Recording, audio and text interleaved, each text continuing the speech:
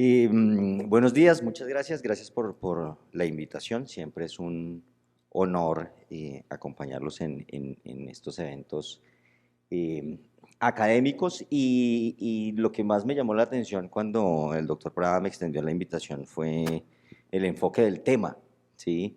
Porque el envejecimiento en general de todos los órganos que hemos visto hasta el momento, pero digamos que en parte del manguito rotador es algo que uno a veces no se sienta como a preparar en detalle, ¿sí? Asumimos muchas cosas que encontramos, pero pues pensar realmente en el proceso del envejecimiento de los diferentes tendones del manguito rotador es interesante.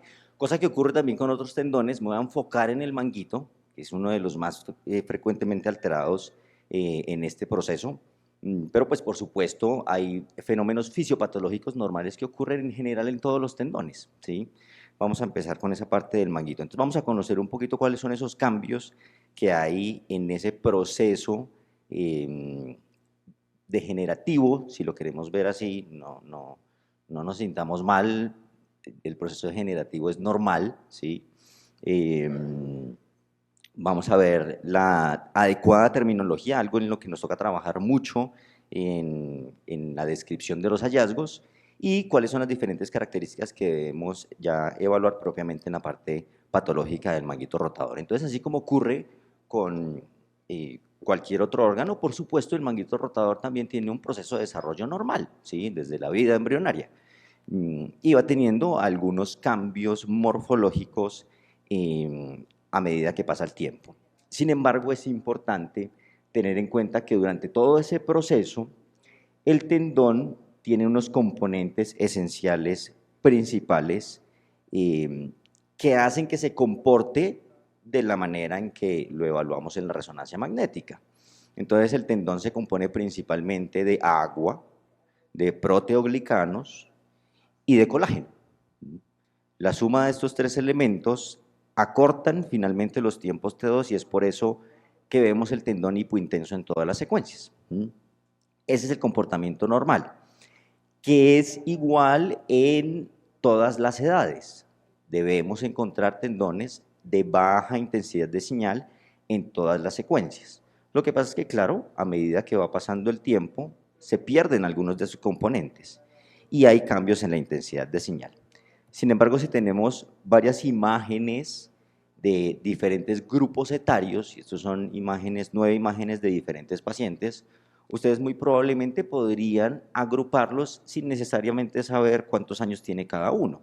Pero si hacemos grupos de A3, probablemente encuentren en la evaluación de la imagen algunas similaridades que permitan decir, bueno, muy seguramente los podemos agrupar así. Visualmente comparten algunas características que uno dice, bueno, sí, los tres de arriba se parecen, los del medio se parecen y los de abajo se parecen.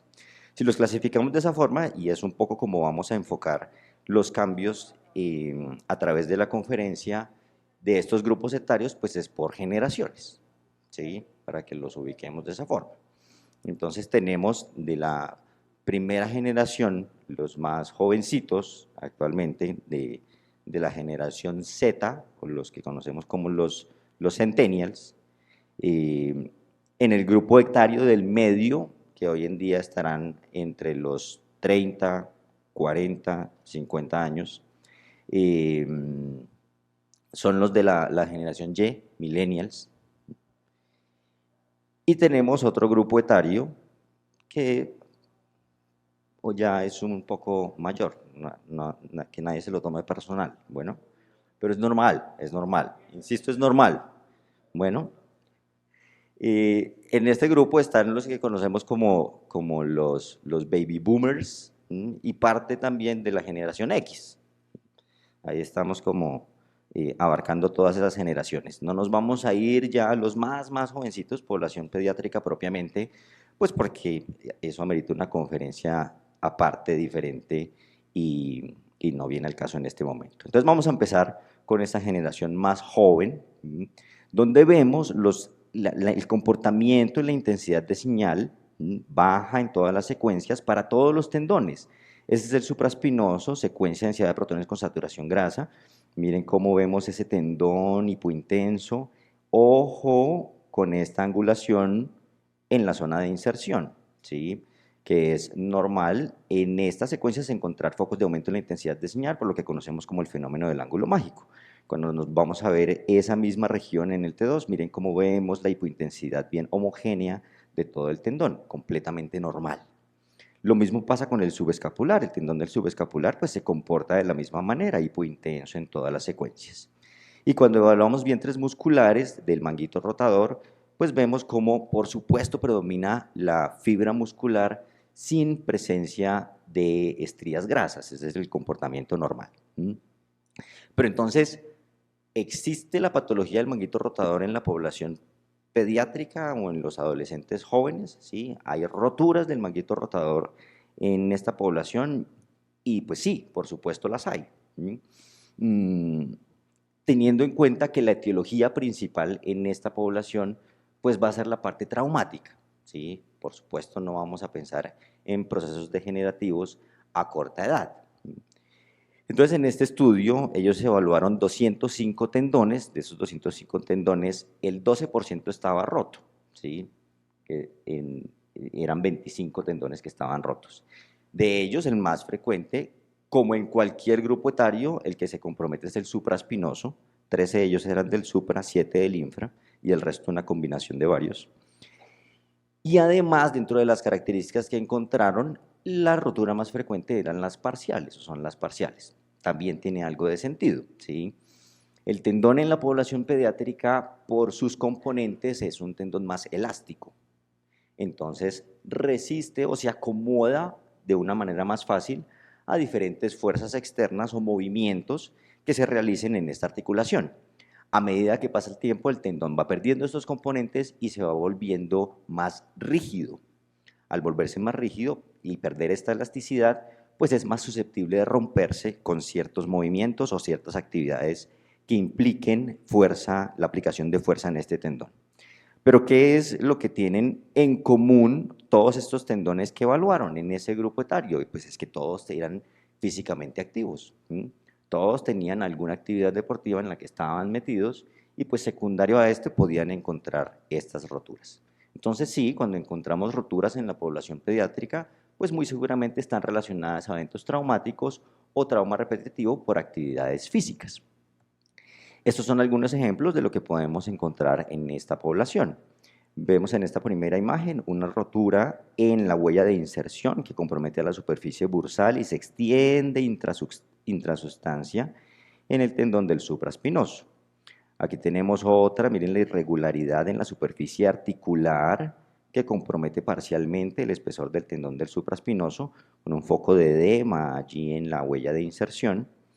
Y en este caso tenemos otro ejemplo de una rotura intrasustancia en la huella de inserción del supraespinoso. Estas roturas parciales son las más comunes en esta población. Sin embargo, hay otras lesiones que son más frecuentes que el propio compromiso de los tendones del manguito rotador. ¿Cuáles son? Las fracturas por avulsión. La avulsión de la tuberosidad mayor del húmero, que si bien no es absolutamente frecuente, sí predomina, por supuesto, en la población pediátrica. Esto puede comprometer o no el espesor del manguito rotador de acuerdo a la fuerza externa que se haya aplicado para esta lesión. Aquí podemos ver en esta radiografía también una avulsión más pequeña de la tuberosidad mayor del húmero y en la resonancia vemos cómo está alterada esa intensidad de señal del manguito rotador, pues secundaria a esa avulsión.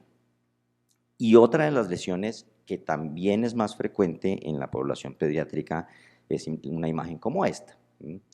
Por una avulsión crónica que se aplica a la cabeza humeral, que en la población pediátrica aún no está completamente fusionada al resto del húmero, va a empezar a generar una separación fisiaria que por supuesto eso lleva a cambios inflamatorios en esta región.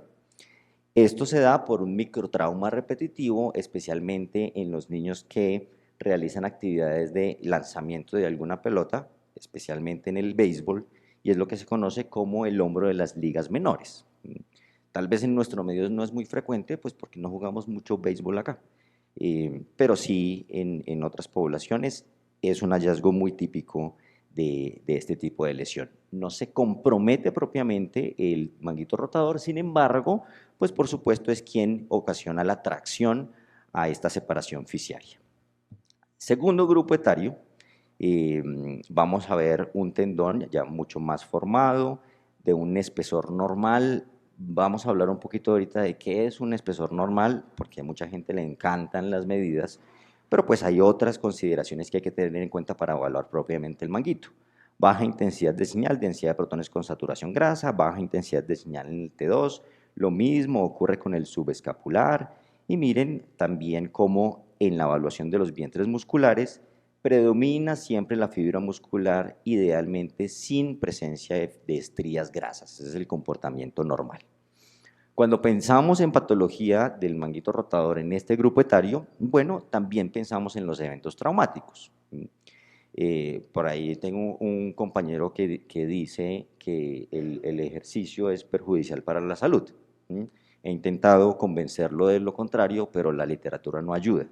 Entonces, en este artículo, pues precisamente se estudia este grupo etario que sufre de eventos traumáticos para las lesiones del manguito rotador. Entonces, podemos encontrar roturas también de espesor parcial o de espesor completo en este grupo etario, por supuesto, teniendo en cuenta la actividad física que pueda estar teniendo el paciente o eventos traumáticos que eventualmente haya podido sufrir.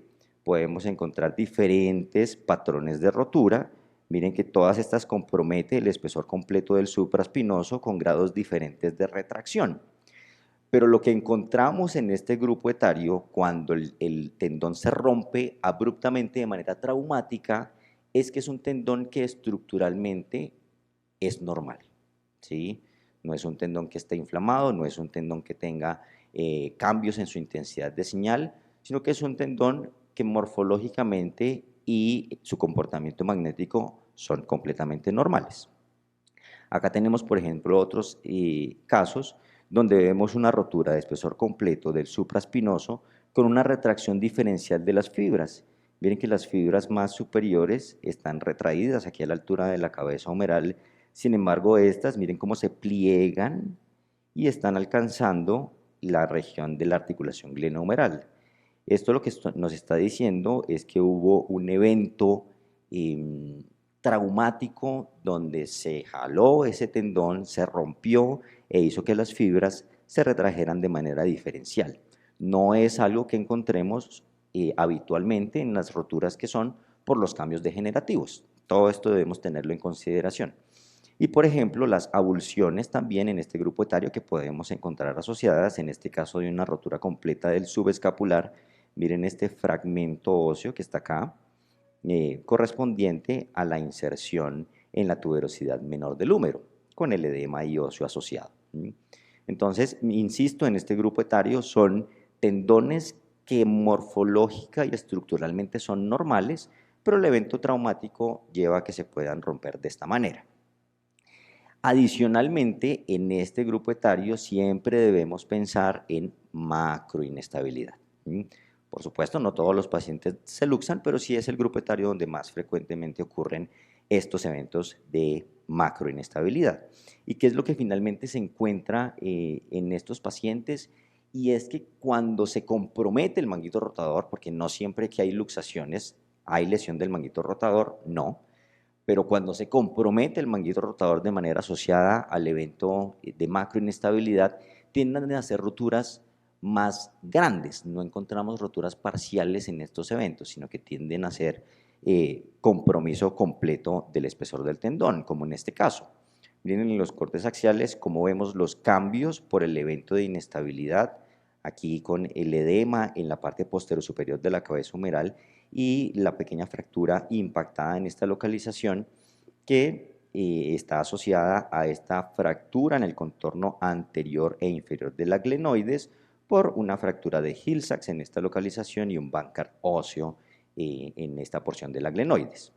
Esto pues por supuesto secundario al evento de luxación, y miren cómo de manera asociada encontramos una rotura de espesor completo del supraespinoso.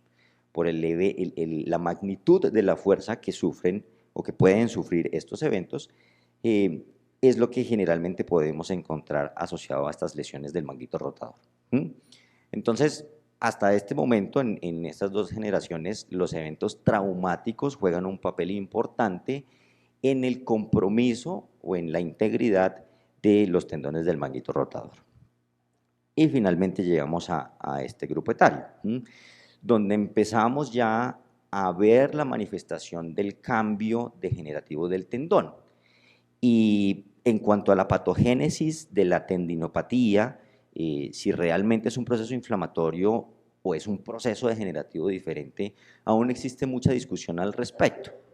Y aquí es donde empieza a jugar un papel importante la terminología que utilizamos, porque entonces realmente no es correcto decir tendinitis. Antes se utilizaba mucho ese término y uno a veces se siente tentado a decir tendinitis, sobre todo porque vemos una intensidad de señal muy alta del tendón y uno dice eso tiene que estar inflamado, entonces eso es una tendinitis, pero no. Los cambios degenerativos del tendón, sin que estén asociados a un proceso propiamente inflamatorio, también tienen esos cambios en la intensidad de señal. Entonces no podemos asegurar eso con la imagen. El proceso de tendinitis hace que debamos demostrar células inflamatorias en el tendón, algo que toca hacer pues, con la histología, y no vamos a biopsiar todos los tendones que veamos hiperintensos para ver si eso es tendinitis o no. Entonces realmente el término que deberíamos preferir sería la tendinosis. El término de tendinopatía es un término más amplio, ¿sí? Tendinopatía es un tendón enfermo, punto. Pero la tendinosis, si nos habla ya de unos cambios crónicos que va sufriendo este tendón por diferentes factores que ya vamos a ver a continuación. Bien, entonces, pues es también bien sabido que dentro de la patogénesis de la tendinopatía encontramos diferentes factores. Y esos factores pueden ser extrínsecos, principalmente por sobreuso, que es lo más frecuente.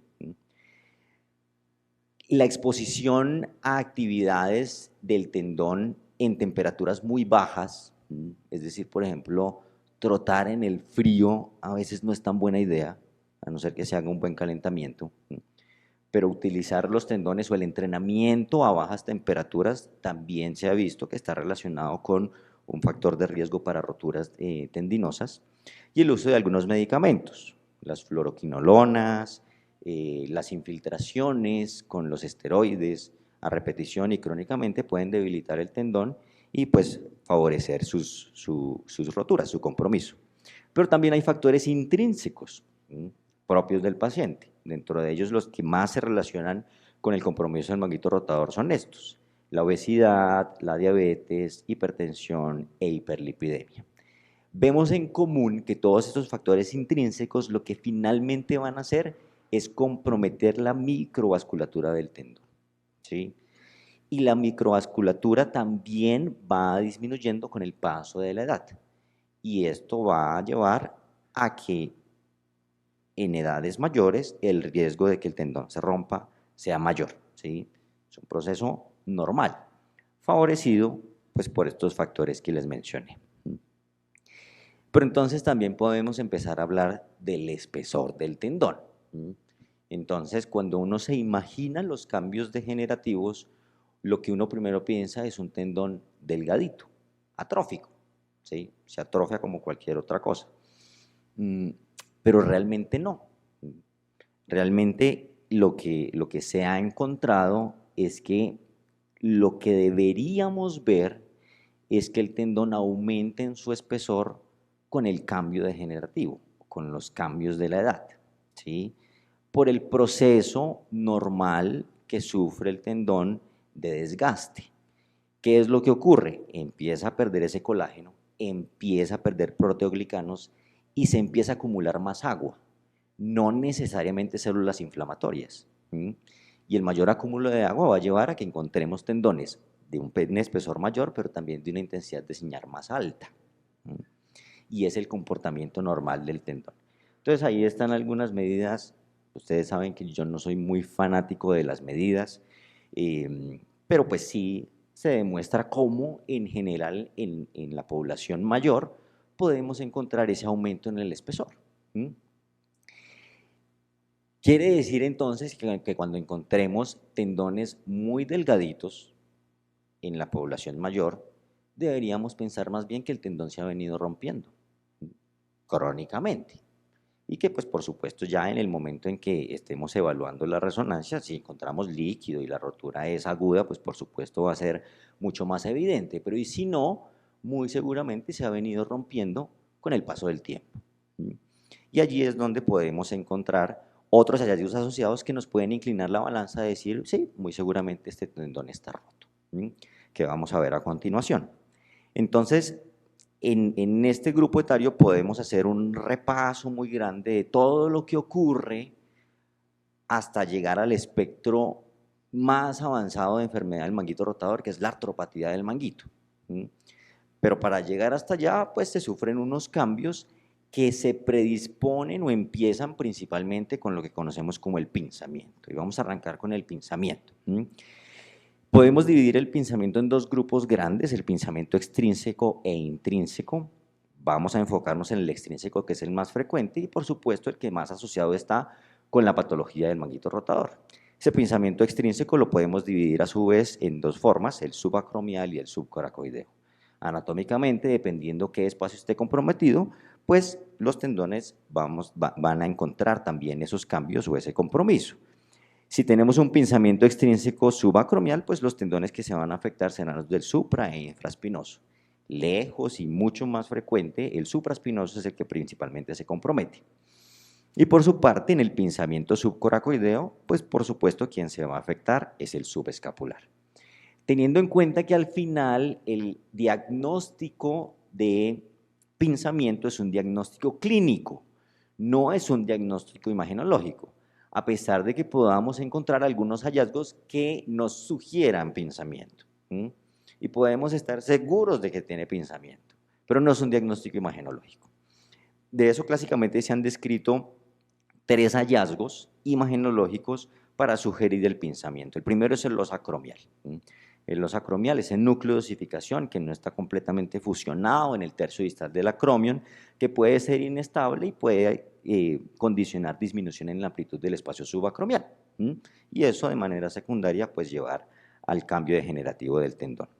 El osteofito subacromial, y es importante tener en cuenta que como su nombre lo indica, debe ser un osteofito subacromial. No cuentan los osteofitos de la articulación acromioclavicular. ¿Sí?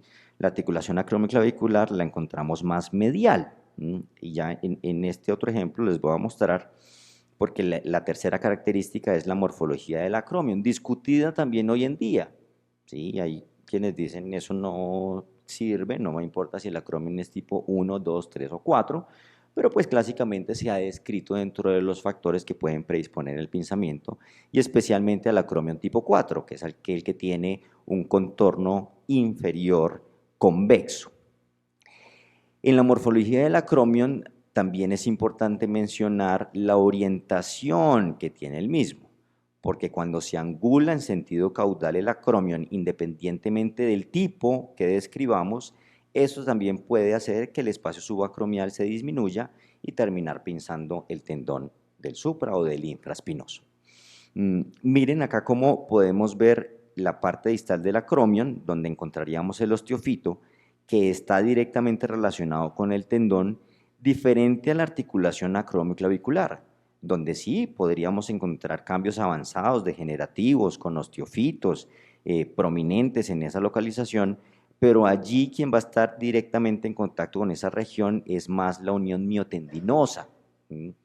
Por esta razón, pues no lo tomamos en consideración para hablar de hallazgos sugestivos de pinzamiento. Si tenemos entonces esos factores predisponentes, vamos a empezar a encontrar el cambio degenerativo por el roce anormal que empieza a sufrir el tendón y es lo que conocemos como tendinosis.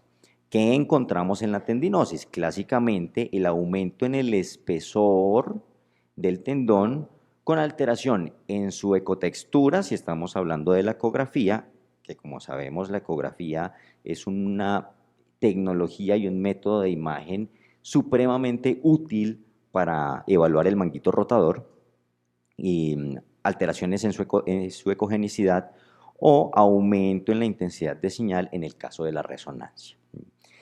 El espesor que clásicamente se ha sugerido dentro de los parámetros normales tiene un rango más o menos entre 5 a 5.5 milímetros en mujeres y un poco más en hombres, 6.5 milímetros. Insisto, algo muy variable, porque también se encuentra tendones de un espesor mayor en personas que tienen más masa muscular o tendones de un espesor ligeramente menor en pacientes que pues, no tienen tanto volumen muscular, y es normal, ¿sí?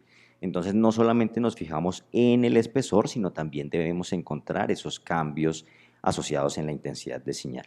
Aquí vemos otro ejemplo, cómo se altera la ecotextura del tendón, pierde su patrón fibrilar, y en la resonancia vemos cómo están esos focos de aumento en la intensidad de señal que no llega a ser tan alta como el líquido.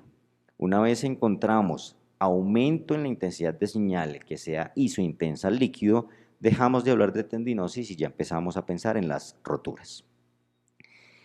Esto hay que tenerlo en cuenta también, porque de entrada en la densidad de protones con saturación podemos encontrar un tendón que aparentemente tiene una intensidad de señal alta, pero no encontramos esa intensidad de señal alta en tendones de espesor normal, y mire que el espesor de este tendón es normalito, ¿sí? Esto nos debe hacer pensar en que, bueno, probablemente no está sufriendo realmente un cambio degenerativo este tendón, y para esto utilizamos nuestras secuencias con tiempos de eco y tiempos de repetición largos, es decir, el T2. Y en el T2 vemos como el comportamiento de este tendón efectivamente presenta una baja intensidad de señal en todo su trayecto, lo que me habla más del fenómeno del ángulo mágico, y eso debemos tenerlo siempre en cuenta para no sobrediagnosticar la tendinosis en estos pacientes. En este momento, digamos que la recomendación para el paciente sería repose, deje de hacer la actividad que está haciendo, que le está ocasionando esos cambios degenerativos en el tendón, haga algo de terapia, fortalezca el músculo, porque fortaleciendo el músculo también se fortalece el tendón, pero debe hacerse de una manera adecuada y responsable. ¿Por qué? Porque lo que muchas veces ocurre es que el paciente no hace caso o tiene algún tratamiento antiinflamatorio, cuando sintomatológicamente se siente mejor, hace la actividad o algún esfuerzo físico o expone al tendón a un esfuerzo físico inadecuado y termina rompiéndose. El tendón que está con este proceso de tendinosis es un tendón que estructuralmente no va a resistir la fuerza que lo haría un tendón normal, ¿sí? Entonces, esfuerzos que impliquen una aplicación de fuerza en este tendón cuando tiene este proceso degenerativo puede favorecer la rotura del mismo. Y empiezan entonces a aparecer las roturas parciales. Esto es lo que usualmente empezamos a ver.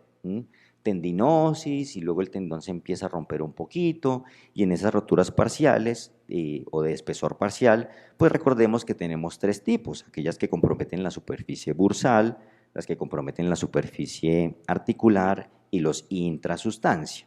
En la intrasustancia podemos ver fibras íntegras tanto en la superficie bursal como en la superficie articular. Es lo primero que debemos definir cuando hablamos de una rotura parcial. Una vez decimos, listo, el tendón tiene una rotura de espesor parcial, vamos a localizarlo. Siempre para su localización podemos hacerlo de dos formas. Podemos medirlo, ¿sí?, teniendo siempre como referencia su huella de inserción, y a partir de allí mencionar en dónde encuentro la rotura. Pero también podemos hacerla por algunos reparos anatómicos que nos facilita un poquito esa descripción. Entonces podemos encontrar las roturas propiamente en la huella de inserción, pegaditas o adyacentes a la huella de inserción, hacia la zona crítica del tendón, denominada de esta forma porque es la región menos vascularizada del tendón. Se encuentra más o menos a unos 15-20 milímetros de su huella de inserción. Y las roturas que ocurren en la unión miotendinosa. Esas son nuestras cuatro zonas donde podemos localizar rápidamente la rotura.